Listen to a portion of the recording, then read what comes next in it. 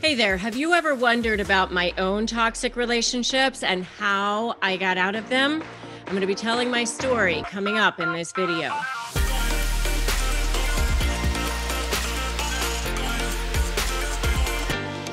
Hi, I'm Rebecca Zung, and I've been recognized as a top attorney, and I've written a couple of best-selling books, Negotiate Like You Matter and Breaking Free. And I also teach people how to negotiate with narcissists. That's what I do. It's such a weird thing to say, right? But that is what I do. And if you want to know more about that, make sure you subscribe to my channel and hit that notification bell. And that way you'll get notified when I upload new videos. But let's talk today. This is you and I. This is you. This is like us having coffee. Like we met at Starbucks, and I'm just going to tell you my story. There's really no agenda here other than just to make sure that you guys understand why I have such a passion for this, why I feel such a crusade about helping people and saving people from toxic relationships, both in your personal life and in your business life. Because I've been there, I've done it. I had to get out. I had a couple of really, really toxic relationships fairly recently that caused me to feel like I really wanted to have this be my mission. And, I practiced law for a long time. I could continue to be doing that. I still have a law practice, but I don't really work in it every single day the way I used to, because I don't necessarily have to, because this is what I'm doing now all day long is this. And, I used to feel like it was such a grind with practicing law. And now I feel so empowered every single day because I get hundreds and hundreds of emails and DMs and texts and everything from all of you guys all day long telling me how I've saved your life. And that really, really empowers me and spurs me on to want to continue to help you. It ignites my passion to want to continue because I know that I'm doing the right thing. I know that I'm doing what my soul was meant to do. But the reason why I feel so deeply about this is because I've been there. I've been where you are. So, and my story is really one of sort of ironies and complexities, as all life stories are, right? In some ways, I took a lot of side paths and I've just kind of skidded pretty far off the road in a lot of different ways. So I'm half Chinese. My dad was a doctor. He was Chinese. My mom's German. My mom was an operating room nurse, and that's how my parents met initially. And then my mom went on to do a lot of things in business actually after that. But, I grew up in the 70s during the time, 70s and 80s during the time when it wasn't really all that popular to be biracial, so I always felt sort of different. And I really never felt like I had a voice. I never really felt like I completely fit in anywhere. And I, was bullied a lot when I was in elementary school. I was bullied for being Chinese. My middle name is Yukong. People would say, "What's your middle name? Is it King Kong?"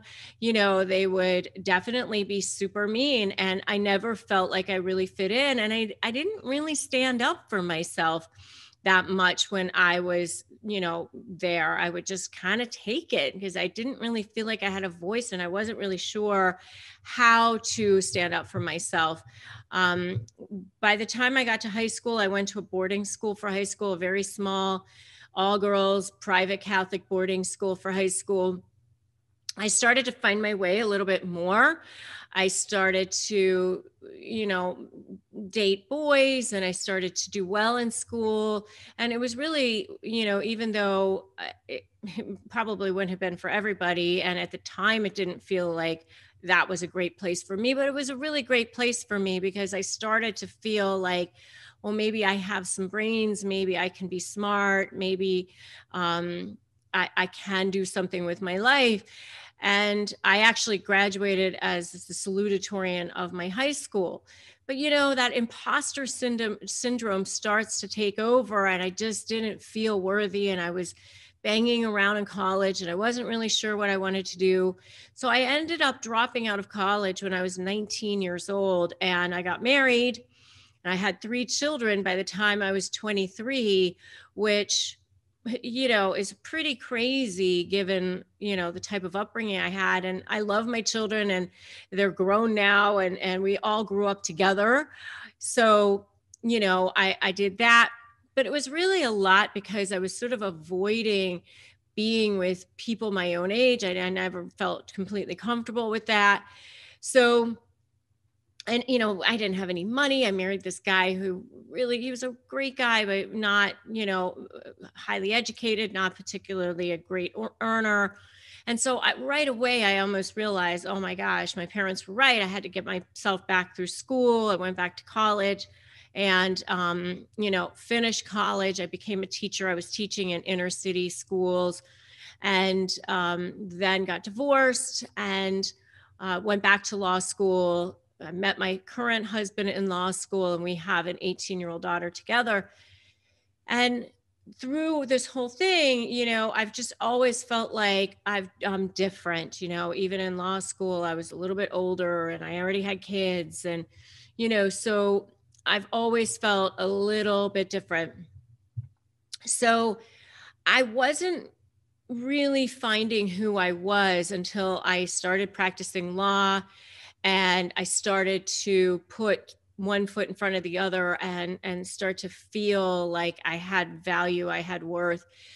And then I had my own law practice for a while, for a long time. When I started my own law practice, a couple of years into it, I wrote my first book, the Breaking Free book. It did well. And I really started to feel like I was coming into my own. I developed really, really wonderful friendships with women, which I still have. And a really fantastic network of people who fan my flames, which is so important, so important. And if you're dealing with a narcissist right now and you're having trouble coping, I do highly recommend that you go check out my video on self-care to cope with narcissists. That will definitely help you. If you're identifying with my story so far, I want to, you to give me a I've been there in the comments as well. I'd love to see your comments. So, as I grew up and as I grew into myself, I'm feeling pretty good so far. And people think that I'm so tough. I definitely know my stuff as a lawyer. I had to develop somewhat of a tough skin in order to succeed as an attorney and achieve the accolades that I've achieved. But when I was targeted by 2 covert narcissists, it really threw me for a loop. I was feeling bullied again. It was like coming back to me, like all of those memories of being bullied. And one was in a business setting, and the other one is an extended member of our family. And both of them were doing the same kinds of things. They're both covert narcissists. Both of them were women. And, I noticed that they would like stare at me a lot. They would look at me. They would study me. They wanted to kind of be me. It's a really weird thing with covert narcissists, how they kind of idolize you in some ways, but they also want to devalue you. Like, I think that by devaluing somebody that they feel like is so valuable, it makes them feel more powerful. It makes them feel more in control. And if you want to know more about covert narcissists, definitely check out my video, Covert Passive Aggressive Narcissist, or Covert Narcissism in Relationships. I talk more about it there as well. But I noticed that they were kind of like studying me. And then they would do things that would devalue you, or say things that were devaluing, that were sort of like out of left field. And you think, well, where did that come from? Or that's really weird. And it's like these little passive aggressive things. It's like a death by 1,000 cuts. And so because I, in my personal life, was very much an empath, very much trying to get along, trying to be liked, and, allowing things to happen to me. And what happens with narcissists is that they start to they're testing you. And the more you kind of let it go by you, the more they feel that empowered that they can do more against you in that way. And they can sense when you're feeling that, and they can sense when they're getting that control over you. And, I know a lot of times, I would talk about it with my husband, and he and I would be like, oh, just don't say anything. By saying something, you're giving them power. By saying something, you're allowing, you're showing them that it's getting to you. So a lot of times I wouldn't say anything because I was trying to do that. And I really wanted to keep things cordial. And I do have to say, there is such a fine line between keeping things cordial and being a doormat, and not let, you don't want to let somebody get the best of you, but you also don't want to be a doormat.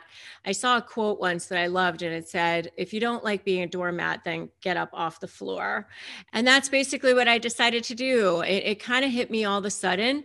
I was standing in Hawaii in the summer of 2019, and I was up on this mountain in Haleakala in Maui, which if you haven't done it, you should definitely do it. You go up there at sunrise, you wake up at 3 o'clock in the morning, and even though it's like 90 degrees down below, it's like 30 up there, and you have to wear blankets and coats and everything. And you get up there and it's like vision. It's like heaven up there. You can't even believe how beautiful it is. And I'm standing up there, and I realized I was thinking about one of the covert narcissists, because they get into your brain. That's what happens. You just like, you can't stop thinking about it. They get into your neuronal patterns. And so you got to start to figure out a way to interrupt that pattern and get them out of there. So there I am. I'm up there on this mountain. It's beautiful. It's heaven on earth. And I'm thinking about one of the covert narcissists and what they're doing. And I'm like, oh my God, this is so not okay. How is this person penetrating me when I'm here in this beautiful place? I'm on vacation and I'm in this spot that's the heaven on earth, and this person is penetrating me and they're not even here. And that's when I was like, it's not okay. This is so not okay. I definitely need to make a change. And in that moment, I realized that if I'm thinking about what these covert narcissists are doing to me, or what they might do next, or what might happen, or who they're talking to, or all of the what ifs, then I'm not in creation mode. I'm not in victor mode. I'm in victim mode, right? You can either be a victim or you can be a victor, but you definitely can't be in both places at once. And if I'm thinking about this, then I'm not doing anything that is empowering me. I'm not doing anything that's helping others or myself. And I made a decision at that moment to start to pivot, to start to not think about that person or what they might do, or the other person, the two covert narcissists. It was at that moment that I decided I'm pivoting. That's it. It's done. And after that, I wrote the book, Negotiate Like You Matter. Became an Amazon #1 bestseller. Robert Shapiro offered to write the foreword for it. All these great things started to happen. And from there, that's when I decided to start my YouTube channel. And, I've gained 120,000 subscribers in just over a year. So thank all of you for that, and for being on this journey with me. And learning this stuff. And so what I really, really learned was that, I can take what I've learned about narcissism and apply it to negotiating and teach you guys how to do that. The really, really powerful lesson, though, is that you have the power to decide right now what your life is going to look like. How is it going to be? Who gets to be a part of it? There should be a high price for being in your space. Your energy is a product of the 5 people who are closest to you. So take a look around and see who the 5 people are that are closest to you. And if they're not, helping fan your flames, throwing logs on your fire, chopping the firewood and helping it grow, if they're over there throwing water on it and trying to throw your fire out and do bad things to you, they don't get to be in your space. And that's it. Whether it's a family member or a friend or a business associate, whoever it is, life is way too short. People who are in your space get to be there because you chose for them to be there. And the things that you were doing in your life, you get to choose. There is such a redemptive power in making a choice by just deciding. And I love the fact that the word decide actually has side as part of it, which means to kill or to cut off, because that's basically what you're doing. When you decide to shift in your life, when you decide that things are going to go differently, then your life will be amazing. You will not believe how quickly the universe will start lining up to make it and conspire to make it all happen for you. The universe truly does have your back. You truly can make a decision to make it different. I did it. I got out. I went no contact, and I don't talk to these people anymore. And you can definitely do the same thing too. So if you are negotiating with a narcissist and you're dealing with a narcissist in any way, make sure to grab my free Crush My Negotiation prep worksheet. You can get that at winmynegotiation.com. Come join me in my free private Facebook group. It's a support group. It's called Narcissist Negotiators with Rebecca Zung. I'd love to have you in there as well. And if you like this video, give it a like, give it a share, drop me a comment. Tell me, like, that's me, like that you could see yourself in my story. And I'd love to hear your story as well. So drop me a comment. If you haven't subscribed to my channel, go ahead and do that. Subscribe and hit that notification bell. I'm Rebecca Zung. I'm so glad that you were here and that you stopped by and you took the time to listen to my story. I absolutely love all of you guys. I am sending you light every single day, and I'm here for you. Not only does the universe have your back, but I do too. So thanks so much, and I will see all of you in the next video.